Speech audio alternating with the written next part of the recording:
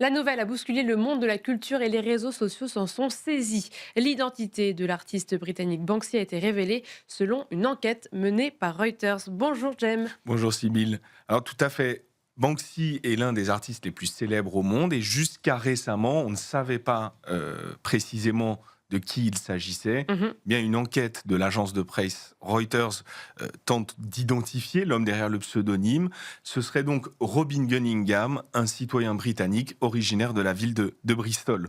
Cette hypothèse, elle est en fait plutôt ancienne, hein, elle date de la fin des années 2000, mais cette fois, elle est appuyée par des éléments un peu plus concrets, donc des archives, des documents et aussi des déplacements qui sont recoupés avec l'apparition de certaines œuvres à certains endroits du globe. Le travail d'enquête, il est rigoureux, mais c'est vrai qu'appliqué à Banksy, il y a quand même un effet particulier. Au fond, moi, je me demande si ce qui est important, c'est pas qui est Banksy, mais plutôt est-il nécessaire de savoir qui est Banksy. Oui, parce que qu'est-ce que ça changerait de savoir, de mettre l'identité sur Bah, son nom?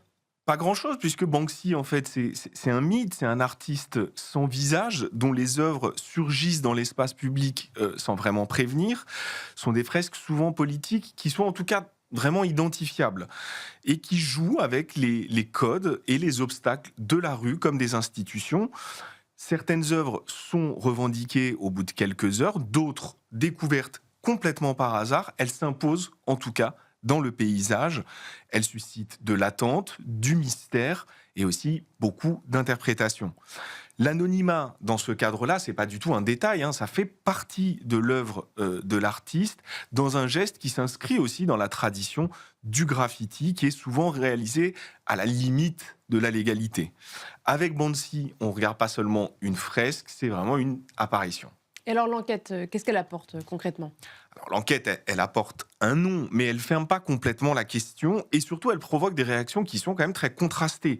Il y en a certains qui saluent le travail Mhm. journalistique, mais il y en a beaucoup qui parlent d'une forme de trahison, comme si lever le voile sur l'identité de Banksy, c'était un peu altérer l'œuvre elle-même.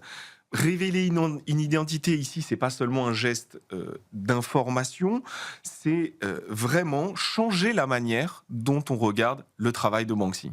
Est-ce que le dossier est clos désormais? Pas vraiment. D'abord parce que ça ne suffit pas à épuiser ce qu'est Banksy, et surtout l'enquête, elle laisse subsister quand même des incertitudes Mm. opérationnelles, et certains éléments prouvent même que Banksy serait en fait un travail collectif, en tout cas dans le processus de création. Autrement dit, même au moment où l'identité de l'artiste semble avoir été révélée, l'œuvre, elle continue de poser tout un tas de questions. Merci beaucoup Jem.